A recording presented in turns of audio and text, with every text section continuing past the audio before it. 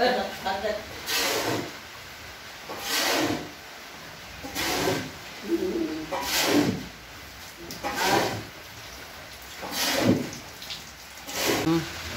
তোমার কাছে কোন থাকে 450 কেজি 450 কেজি আর এইটা আমরা 500 কেজি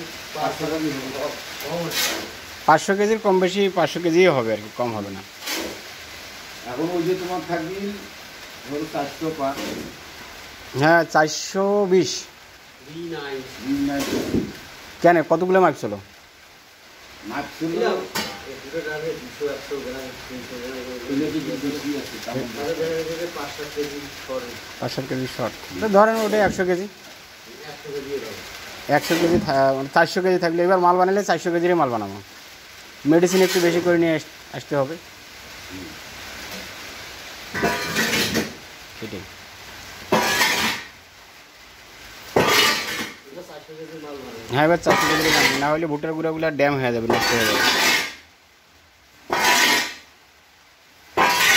আরে বাবা ওইটা পাওয়া জায়গা হবে লাগে এই পানি এই যে পানি পড়ছে এখন এই যে পানি তো ওই যে ওইটা পড়ছিল না বুঝলি, ওই ছাদটার ওইখানে অনেকগুলো ঘাস হয়েছে, বাথরুমে যে ছাদটা আছে ছাদের উপর অনেকগুলো ঘাস হয়েছে, ঘাস হওয়ার কারণে পানিটা পাস হয় না।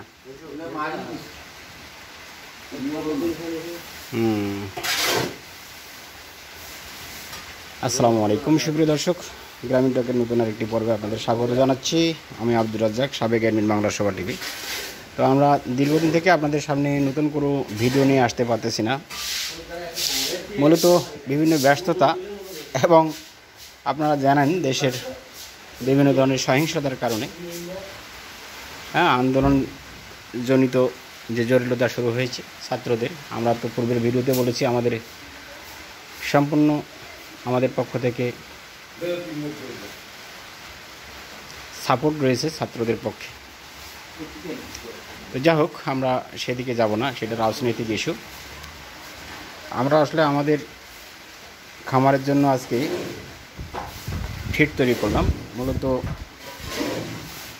ভুট্টার গুঁড়া, ধান ভাঙ্গা, মানে ধানের যে মিক্সড আসলে ধান ভাঙে, টোটাল ধান ভেঙে যেটা সেটা দেওয়া লাগে। আমরা ভুট্টার গুঁড়া দিয়েছি 50 কেজি, 300 কেজি, আর ধান ভাঙ্গা দিয়েছি 50 কেজি। আর ধানের যে রাইস হাস্কিং মিলের যে গুঁড়াটা সেটা পাওয়া যায়, সেটা প্রায় 100 কেজি দিয়েছি। ওটা 45 কেজি করে বস্তা থাকে, ধরেন 90 কেজি আর কি। খোল দিয়েছি মোটামুটি 15 কেজি বা 20 কেজি। পাশাপাশি ভিটামিক্স, ডিবি, রুবিন ই, ফ্যাট, তারপর বয়লার প্রিমিক্স, তারপর জাইম এনজাইম, ডিএল মেথিনিন, এল লাইসিন, তারপর হচ্ছে খাবার সোডা, লবণ, সর্বসাকুল্যে প্রতি 100 কেজির জন্য 100 গ্রাম করে এই মেডিসিনগুলো দেওয়া হয়ে থাকে।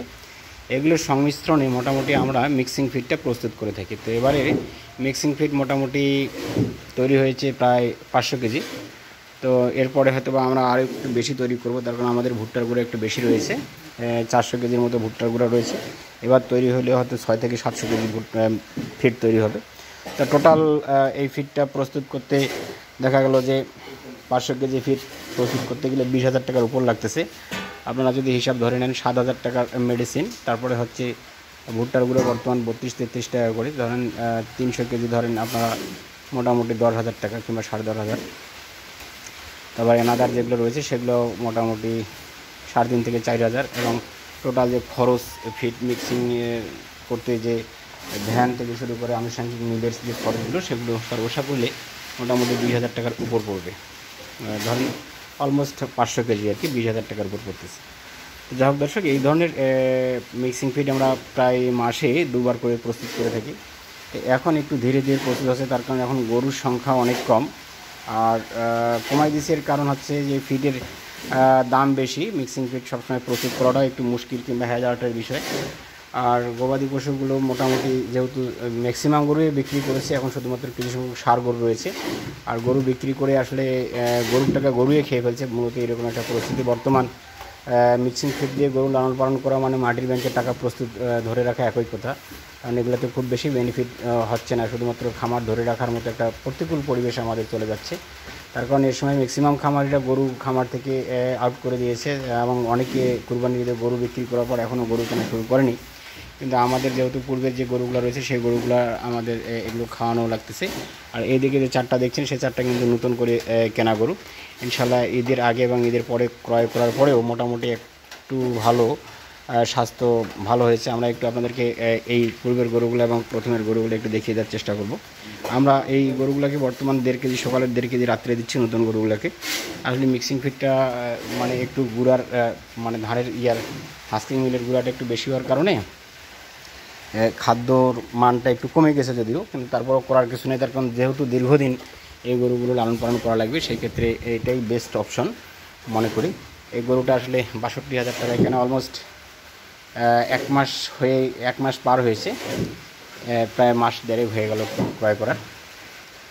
ঈদের আগে হয়তো নীলফামারী হাট থেকে সংগ্রহ করা এই গরুটা অনেক সুন্দর, পার্সেন্টেজ দেশির মধ্যে খুব ভালো একটি গরু আর কি, ষাঁড় গরু। তার কারণ আমার টার্গেট হচ্ছে এগুলো মোটামুটি 1 বছর লালন পালন করা, আগামী ঈদ পর্যন্ত। তার কারণ স্বল্প সময়ের মধ্যে গরু লালন পালন করে বিক্রি করা আমার জন্য একটু দুঃসাধ্য হয়ে যায়। হাট বাজারে যে গরু ক্রয় করা এবং ঘন ঘন হাট বাজার যাওয়া, আমার এদিকে আসলে সময় খুব কম পাওয়ার কারণে আমি এখন দীর্ঘমেয়াদী একটা পরিকল্পনা শুরু করেছি। তার কারণ দীর্ঘমেয়াদী পরিকল্পনা করলে বেনিফিট একটাই রয়েছে, সেটা হচ্ছে যে একটা গরু আপনি দীর্ঘমেয়াদী লালন পালন করলে হয়তো কেনা বেচাতে ট্রানজ্যাকশন হয় 1-2টা গরুতে, ধরেন একটা গরুতে কেনা বেচাতে 5-10 হাজার টাকা ট্রানজ্যাকশন কম বেশি হয়, অনেক সময় লাভ হতে পারে, লজও হতে পারে। তো আমরা দীর্ঘমেয়াদী যে পরিকল্পনাটা করতেছি এর মধ্যে হয়তো লাভ যতটুকু হয় হোক, কিন্তু হবে, এটাতে আসলে অত বেশি ক্ষতির সম্মুখীন কিংবা লজের সম্মুখীন নাই আর কি। এটা আমরা প্রথমে আপনাদেরকে দেখিয়ে দেওয়ার চেষ্টা করছি। এর সঙ্গে আরেকটা গরু আমরা ক্রয় করেছিলাম অনেক দাম দিয়ে, 74,000 টাকা দিয়ে, আপনারা দেখছিলেন সেই গরুটা।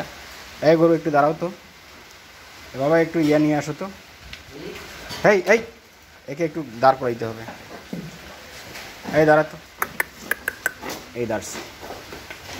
এই অনেক আসলে সুন্দর একটা পার্সেন্টেজের হাই কোয়ালিটির গরু একটা। আমি ভাবছিলাম যে গরুটা কেনা আমার অনেকটা লস হয়েছে, তা এখন দেখছি যে না, খুব বেশি লস হয়নি। তার কারণ খুব বেশি লস বলতে লস হয়নি, এখনকার যে বাজার, আমরা যদি এই বাজারটাও ধরে রাখি, গরুটা মোটামুটি 85,000 টাকা ইনশাল্লাহ হয়ে যাবে। গরুর গ্রোথ রেট মোটামুটি ভালো ইনশাল্লাহ। পাশাপাশি গরুর যে ফিজিক্যাল স্ট্রাকচার গঠন সেটা কিন্তু ভালো, অন্য গরুর মতো না। এই দেখুন পিঠে আমরা যদি একটু হাত বুলিয়ে দিই তাহলে দেখবেন যে প্রায় সমান পিঠ, এবং তার গোল কম্বল যথেষ্ট ভালো, নাভিও রয়েছে ভালো। ওভারঅল তার ফিজিক্যাল স্ট্রাকচারটা অ্যাকচুয়ালি গুড কোয়ালিটির।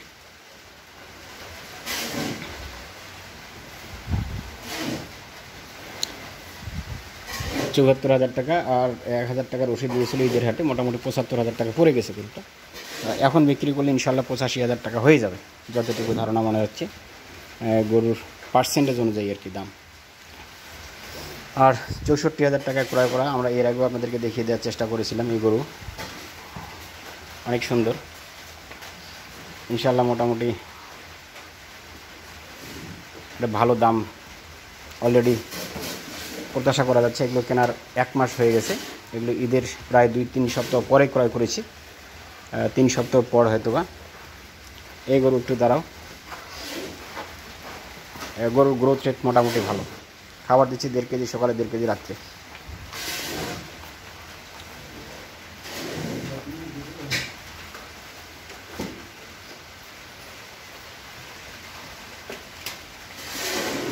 আমরা আরেকটা গরু কিনেছিলাম 64,500 টাকা দিয়ে, প্রকৃত দেশাল প্রজাতির যে ষাঁড় গরুগুলো তার মধ্যে এটা একটা অন্যতম দেশাল ষাঁড় গরু।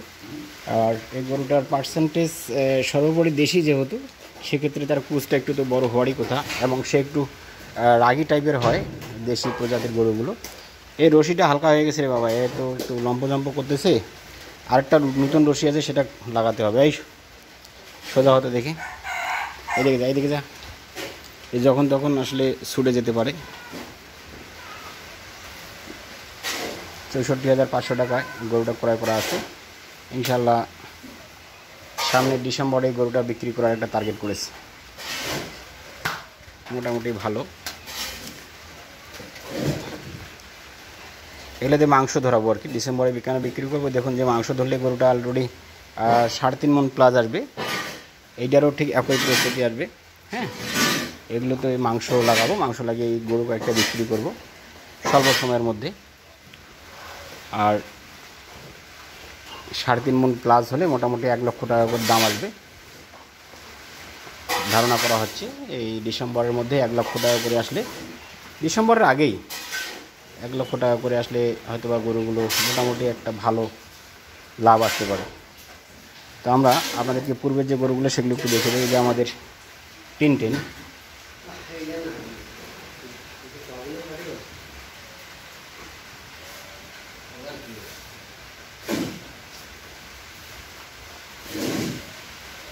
টিনটেনের একটা সমস্যা হয়েছে, সেটা হচ্ছে একটা আঁচিল হয়েছে। ট্রিটমেন্ট নেয়নি এখনও, হয়তো এমনিতেই উঠে যেতে পারে।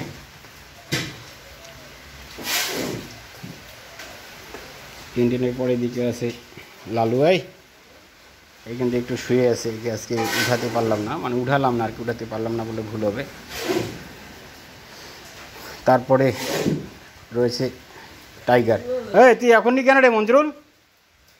তুই রে নামাজ পড়ে গেছিল? কি খুরমা দিছে না জিলাপি? খুরমা কটা? অল্প দিছে, হবে না না এটা। এই যে টাইগার, আসলে 3টা রশি দিয়ে বাঁধা রয়েছে টাইগার, তারপরেও সে তার কাছাকাছি যাওয়া বড় মুশকিল। ধুইছিস? কারি দিস নেই কেন? দেখ খড়। এই কালু, এই কালু, এই কালু দাঁড়া তো, দাঁড়া, এই দাঁড়া দাঁড়া দাঁড়া দাঁড়া দাঁড়া দাঁড়া দাঁড়া। আরে সর্বনাশ, এই তো লেজে পানি ছিল রে।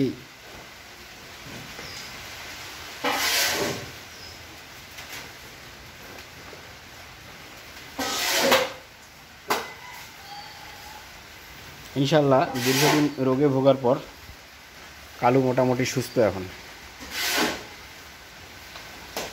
যথেষ্ট খাচ্ছে এবং তার কোনো সমস্যা আর শরীরে নেই। গ্রোথ রেট মোটামুটি ভালো, হয়তো ডিসেম্বরে গরুটাও সেল করবে। আমার কাছে মনে হচ্ছে যে ডিসেম্বরে যদি 8 মণ লোড হয়ে যায় তাহলে কম বেশি 2 লক্ষ টাকা তো হবেই, বেশিও হতে পারে। আমরা টার্গেট রেখেছি 2 লক্ষ টাকার কিছু কম অথবা বেশি হলে গরুটা আমরা ডিসেম্বরের মধ্যেই সেল করব। তার কারণ এই গরুগুলো বেশি দিন লালন পালন করা, মূলত আসলে লালন পালন করা যায়, কিন্তু ঈদে আসলে এই ধরনের গরুগুলোর চাহিদা একটু কম থাকে। অনেক বড় গরু হয়, বিশেষ করে আমাদের এদিকে গ্রাম অঞ্চলে এই গরুগুলোর চাহিদা কম থাকায় মাংস হিসাবে হয়তো শবে বরাত কিংবা তার আশেপাশের সময় বিক্রি করাটাই বেটার হয়ে যাবে, কিংবা ঈদুল ফিতরে বিক্রি করাটাই বেটার হয়ে যাবে আর কি। সেক্ষেত্রে মাংসের জন্য কষাইগুলো যে গরুগুলো ক্রয় করে সেই সময় বিক্রি করতে হবে। এই যে টাইগার এবং কালুদকে আমরা সেই পরিকল্পনা রেখেছি। আর এগুলো আমরা আসলে আগামী ঈদে দেখা যাক, কিংবা ডিসেম্বরের মধ্যে যদি ভালো একটা দাম পাওয়া যায় সেই ক্ষেত্রে এগুলো বিক্রি করব। তো আমরা আজকে টোটাল যে ভিডিওটা উপস্থাপন করলাম আপনাদের সামনে। তো ভিডিওর মধ্যে মূলত মিক্সিং ফিটের বিভিন্ন রেশিও এবং কতটুকু মিক্সিং ফিট তৈরি করলাম, কতটুকু করে খাওয়াচ্ছি সে বিষয়ে একটু ধারণা দিলাম। এই গরুগুলোকে বর্তমান 2 কেজি সকালে 2 কেজি করে রাত্রে দিচ্ছি বড় গরুগুলোকে, আর ছোটো গরুগুলোকে 1.5 কেজি করে দিচ্ছি। হয়তো বা ডোজ আর একটু বাড়াতে হবে। তো যাই হোক দর্শক, আপনাদের সকলের সুস্বাস্থ্য, মঙ্গল এবং সুদীর্ঘ জীবন কামনা করব। আজকের এই প্রোগ্রামটি এখানে শেষ করে ভালো থাকবেন, সকলে সুস্থ থাকবেন। আসসালামু আলাইকুম, আল্লাহ হাফেজ।